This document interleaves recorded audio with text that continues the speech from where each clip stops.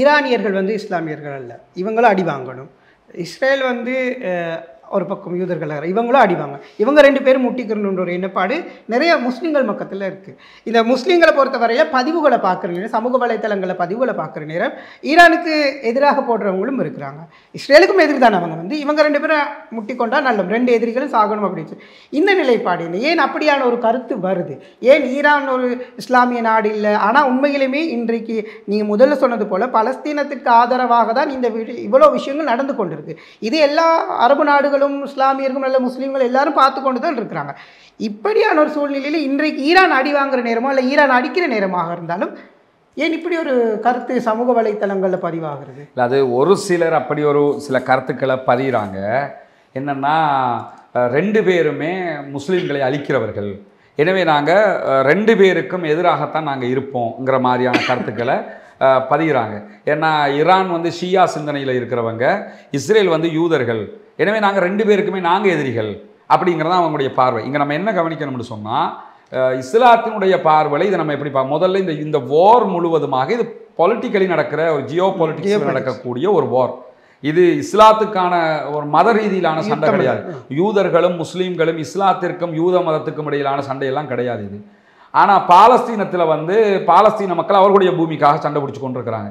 இப்படி இருக்கிற நேரத்தில் பாலஸ்தீனத்திற்கு ஆதரவாக ஈரான் இருக்கிறது, பாலஸ்தீன மக்களுக்காக அவங்க யுத்தம் பண்ணியிருக்கிறாங்க. இப்போ இந்த சண்டை கூட அதில் தொடரில் தான் போய் முடிஞ்சிருக்குது. இப்படி இருக்கிற நேரத்தில் நம்ம எந்த ஸ்டாண்ட் எடுக்கிறது, எந்த பக்கம் நிற்கிறதுன்னு பார்த்தீங்கன்னா, மார்க்க ரீதியாக 2 விவகாரத்தை நம்ம புரிஞ்சுக்கிறோம். முதல்ல நபிகள் நாயகம் உயிரோடு இருக்கிற காலத்திலேயே இந்த மாதிரி ஒரு யுத்தம் நடைபெற்றது. 2 பெரும் படைகள், ஒன்று ரோமர்கள், அதே நேரத்தில் இதே பாரசீகம், இன்னைக்கு இருக்கிற ஈரான் இருக்குல்ல, இது பரத்த பாரசீகமாக இருக்கிற நேரத்தில் 2 பேருமே மோதிக்கிட்டாங்க. மோதி கொண்டிருக்கும் போது பாரசீகம் ஜெயிச்சிருச்சு, அவங்க ரோம் தோத்துருச்சு. இப்படி நடந்து முடிய என்ன செஞ்சிருக்கணும் சஹாபாக்கள்? அவன் செத்தா என்ன, இவன் செத்தா நமக்கு என்ன? நம்ம முஸ்லீம்கள், அவங்க கிறித்தவர்கள், இந்த பக்கத்தில் இருக்கிறவங்க வந்து அதாவது நெருப்பு வணங்கிகள், பாரசீகத்தில் இருந்தவங்க மஜூசிகள் என்று சொல்லுவாங்க, நெருப்பு வணங்கிகள், பல தெய்வ நம்பிக்கை கொண்டவர்கள். அப்போ இவன் செத்தா எனக்கு என்ன, அவன் செத்தா எனக்கு என்னன்னு இருந்திருக்கலாம். ஆனால் சஹாபாக்களுக்கு ரொம்ப கவலையாகுது என்னென்னு சொன்னால், ரோம் தோத்துருச்சே அப்படின்னு கவலைப்படுறாங்க. அதுக்கான காரணம் என்னென்னு கேட்டால், இவங்க பல தெய்வ வழிபாட்டோடு இருந்தவங்க யார்? பாரசீகம். ஆனால் ரோமை நீங்கள் எடுத்துக்கிட்டீங்கன்னு சொன்னால், ரோம் வந்து வேதக்காரர்கள், அவங்ககிட்ட ஒரு குரானை நம்ம வச்சுக்கிட்டு இருக்கிற மாதிரி அவங்க வேதத்தை வச்சுக்கிட்டு இருந்தாங்க. எனவே நம்மளை மாதிரி ஒரு வேதம் வச்சுக்கிட்டு இருக்கிறவன் தோத்து போயிட்டானே என்கிற கவலை இவங்களுக்கு. மக்காவில் இருந்தவங்களுக்கு ரொம்ப சந்தோஷமா போச்சு. ஏன் சந்தோஷமா போச்சுன்னா, வேதம் வச்சுக்கிட்டு இருந்த முகமது நபியை போல வேதம் வச்சுக்கிட்டு இருக்கிறவன் தோத்து போயிட்டான். இங்க பாரசீகத்தில் இருந்த நம்மளை மாதிரி பல தெய்வங்களை வணங்கக்கூடியவன் ஜெயிச்சுட்டான் என்று இவங்க சந்தோஷப்பட்டாங்க. அப்போ மக்காவில் இருந்த நபிகநாயகத்துடைய எதிரிகள் சந்தோஷப்படுறாங்க, நபிகநாயகத்துடைய சஹாபாக்கள் கவலைப்படுறாங்க ரோம் தோத்துருச்சின்னு சொல்லி. அப்போ ஏன் இந்த ஸ்டாண்ட் எடுக்கிறாங்கன்னு சொன்னால், நமக்கு நெருக்கமானவங்க யாருங்கிறது இந்த முன்னுதாரணம் நமக்கு சொல்லக்கூடிய செய்தி என்னன்னு சொன்னால், இந்த வாரில் 2 தரப்பில் யூதர்களாக இருக்கிற இந்த ஜியோனிஸ்டுகள் இருக்கிறாங்க இல்லையா, இஸ்ரேல் ஒரு புறம் பாலஸ்தீன அப்பாவிகளை கொன்று குவிக்கிறான், லெபனானில் அப்பாவிகளை கொன்று குவிக்கிறான், யமனில் அப்பாவிகளை கொன்று குவிக்கிறான். எங்கே இஸ்ரேல் வந்து அநியாயம் பண்ணலை என்று பார்த்தீங்கன்னா, எல்லா நாடுகள்லையும் தெரிஞ்சும் தெரியாமலும் ஹிடன் அஜெண்டாவிலே பல விவகாரங்களை பண்ணுறாங்க. நம்மளை அழிக்கிறதே அவங்களோட முதல் நோக்கமாக இருக்குது. இஸ்லாமியர்களுடைய 3வது புனிதத்தலமாக இருக்கக்கூடிய மஸ்ஜிதுல் அக்ஸாவை டெய்லி அதுக்குள்ளே போகிறது, அதை அடிக்கிறது, அதை நாசப்படுத்துறது, போலீஸை குவிக்கிறது, ஷூக்காலோட போகிறது, இந்த மாதிரி பல அநியாயங்களை மஸ்ஜிதுல் அக்ஸாவுக்குள்ளே அவங்க பண்ணிக்கிட்டு இருக்கிறாங்க. எனவே தொடர்ந்து நம்மளை அழிக்கிறதுக்குண்டே இருக்கக்கூடியவனா இவன் இருக்கிறான். ஆனால் மஸ்ஜிதுல் அக்ஸாவுக்காகவும் அதே நேரத்தில் பாலஸ்தீன மக்களுக்காகவும் தொடர்ந்து ஏதோ ஒரு வகையில் சண்டை போடக்கூடிய இடத்துல ஈரான் இருக்கிறது. இப்போ நம்ம அந்த ரோமுக்கும் பாரசீகத்துக்குமான அதே ஒப்பீட்டை தான் இங்கேயும் பார்க்கணும். அன்னைக்கு ரோம் பக்கம் நின்ற மாதிரி நம்ம இந்த விவகாரத்தில் எந்த பக்கம் நிற்கிறோம்னு சொன்னால் ஈரான் பக்கம். அதுக்காக நம்ம ஷியாக்களா?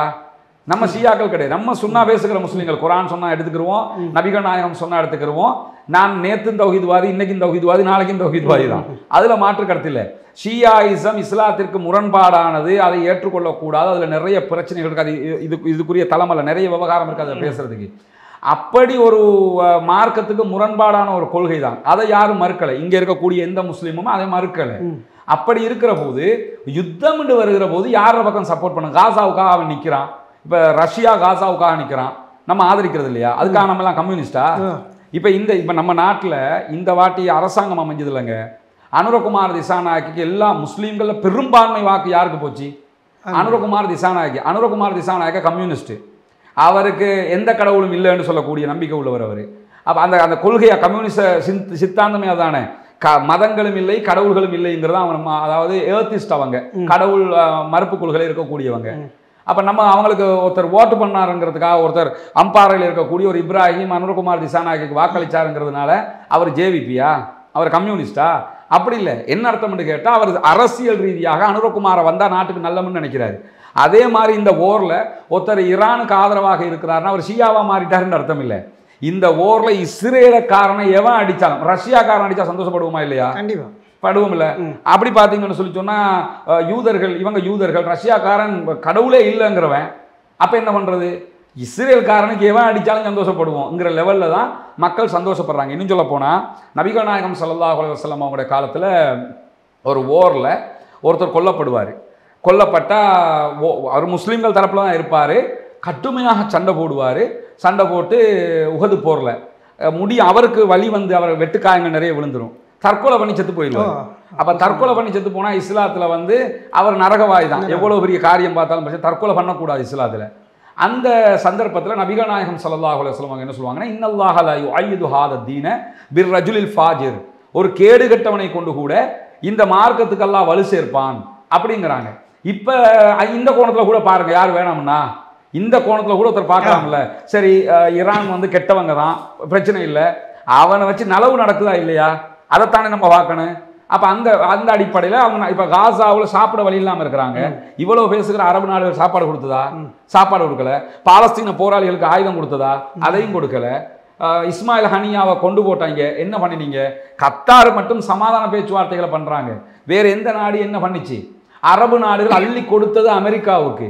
ஈரான்காரன் போய் சண்டை போட்டுக்கிட்டு இருக்கிறான். இப்போ எந்த பக்கம் நிற்பிய? மார்க் அடிப்படையில் பார்த்தாலும், நான் ஏற்கனவே சொன்ன குரான் வசனத்தின் அடிப்படையில், இந்த ஹதீஸ்களின் அடிப்படையில் நம்ம இவங்களை ஆதரிக்கிறோங்கிறதுக்காக நம்ம கம்யூனிஸ்ட் இல்லை. இன்னும் சொல்ல போனால் நான் ஆழமாக ஒன்றை புரிஞ்சுக்கிறேங்க. இப்போ யமனில் இருக்கிற ஹூதிகள் இருக்காங்கல்ல, ஹூதிகளும் ஷியாக்கள் தான், அன்சாருல்லா படைப்பிரிவு. அதே மாதிரி ஈரானில் இருக்கிறவங்களும் ஷியாக்கள் தான். ஆனால் ஈரானில் இருக்கிறவங்க இவங்களை காபிரும்பாங்க, அவங்கள காபிரும்பாங்க. காரணம் என்னன்னா, ஈரானில் இருக்கிறவங்க இஸ்னா அஷரியா 12 இமாம்களை ஏற்றுக்கொள்ளக்கூடியவர்கள். ஹூதிகள் அந்த இதில் யமனில் இருக்கக்கூடியவங்களை எடுத்துக்கிட்டிங்கன்னா அவங்க ஜெய்தியாக்கள். அவங்க கொஞ்சம் இந்த மாதிரி எக்ஸ்ட்ரீம் எல்லாம் கிடையாது. அவங்க வெட்டிக்கிட்டு குத்தி அந்த மாதிரி எல்லாம் செய்ய மாட்டாங்க. அப்ப இவங்க ஹூதிகளே அவங்கள வழிகேடும்பாங்க, அவங்க இவங்கள வழிகேடும்பாங்க. ஆனா இந்த ரெண்டு பேரும் சேர்ந்து செய்யறாங்க. சேர்ந்து என்ன பண்றாங்க? பொது எதிரியை சந்திப்போம் பண்றானா இல்லையா? இப்ப பொது எதிரி தான் நீங்க விவகாரமே தவிர ஷியாவா சுன்னாவாங்கிறது இதுல மார்க்க ரீதியிலாக நடக்கக்கூடிய ஒரு விவகாரம் அல்லங்கிறது என்னுடைய பார்வை. இதுக்கு மாற்று கருத்து இருக்கிறவங்க மாற்று கருத்தை சொல்லலாம், ஆனா ஏத்துக்கிற மாதிரி சொல்லணும், லாஜிக்கலி பாக்குற மாதிரி சொல்லணும். என்ன நினைச்சுக்கிட்டு இருக்கிறாங்கன்னா, சில பேர் இன்னொரு கருத்தை என்ன சொல்லுவாங்கன்னா, இப்ப ஈரான் இஸ்ரேலுக்கு அடிக்கிறத மக்களுக்கு நிறைய இந்த செய்தி போச்சுன்னு சொன்னா ஈரான் ஹீரோவாக காட்டப்படுகிற போது ஷியாயிசம் வளர்ந்துரும். ஸ்ரீலங்காவில் ஆட்சியை இப்ப அனுரகுமாரை பிடிச்சிட்டாரு, கம்யூனிசம் வளர்ந்துருச்சா? அப்படி வளராது, புரியுதா? ரஷ்யாவில் ஆட்சியை பிடிச்சதுனால கம்யூனிசம் வளர்ந்துருமா? ஆட்சியை பிடிச்சதுனால மட்டும் ஒரு கொள்கை வளராது. கொள்கை வளரணும்னா உள்ள மேத்துக்கிறணும், அந்த கொள்கை சரின்னு நீங்க ஒப்புவிக்கணும். அதனால ஈரான் வந்து இஸ்ரேலுக்கு அடிக்கிறதுனால நம்ம எல்லாம் ஷியாவா போயிடுவோம். எந்த சுன்னி முஸ்லீம்களும் போகல, அப்படி போகவும் மாட்டாங்க. இப்ப நான் பேசுகிற நானாக இருந்தாலும் கேட்கிற நீங்களாக இருந்தாலும் இருக்கிற யாராக இருந்தாலும் என்ன சொல்லுவாங்கன்னா, சூப்பரா இப்ப இவன் ஈரான் தான் அடிச்சான் அப்படிம்பாங்க. அப்படியா, ஓகே, நம்ம 5 நேரத்துக்கு பதிலாக 3 நேரம் தொழுவோமானா ஒத்துக்கிடுவானா? என்ன இது காமன் சென்ஸாக புரிஞ்சுக்கிறணும். அங்க மத ரீதியிலான விவகாரம் கிடையாது, இது அரசியல் ரீதியிலான விவகாரம். எவனாவது பூனைக்கு எவன் மணி கட்டுறதுன்னு பார்த்துக்கிட்டு இருந்தவங்க கட்டினா இவன் இஸ்ரேலுக்கு எவனும் கை வைக்க மாட்டானா? இது என்னன்னா, இஸ்ரேலுக்கு ஈரான் அடிக்காத வகையில் என்ன சொல்றேன்னா, ஈரான் முனாஃபிக்குகள் நயவஞ்சகர்கள் சொல்லி சொல்லி இருப்பார்கள், அடிக்க மாட்டார்கள். அப்பவும் சவுதி அப்படி சொன்னாங்க. அப்பவும் யாராவது சவுதியே அடிக்கலன்னு கேட்கிறோமா? இல்ல. அப்பவும் சவுதியை கேட்கல, குவைத்தை கேட்கல, பஹ்ரைனை கேட்கல, எந்த அரபு நாட்டையும் கேட்கல. ஈரானையும் அடிக்க மாட்டேங்குது. ஈரான் அடிச்சு முடிய எல்லாம் நடிப்பு, பேசிக்கிட்டு செய்யறாங்க. பேசிக்கிட்டு 5 தளபதிகள் செத்து போவாங்களா? ஓகே ஓகே, நீங்க அங்க இருந்து குண்டை போட்டுக்கிறீங்க, நான் செத்து போய்க்கிறேன். செத்து விளையாடுற விஷயமா இது? இது எவ்வளவு ஒரு கீழ்த்தரமாக போய் நின்று விமர்சிக்கிறது வந்து அது ஏற்புடையது கிடையாது. எல்லாம் பேசிக்கிட்டு செய்யறாங்கன்னா, பேசிக்கிட்டு நானே நீங்களாம் அடிச்சுக்கிற மாதிரி நடிக்கலாங்க. நீங்கள் என்ன கொண்டு போடு நான் செத்தே போயிடுறேன்னு ஒத்துக்கொள்வோமா? இது என்னன்னு கேட்டால் இது மிகைப்படுத்தப்பட்ட விமர்சனங்கள்.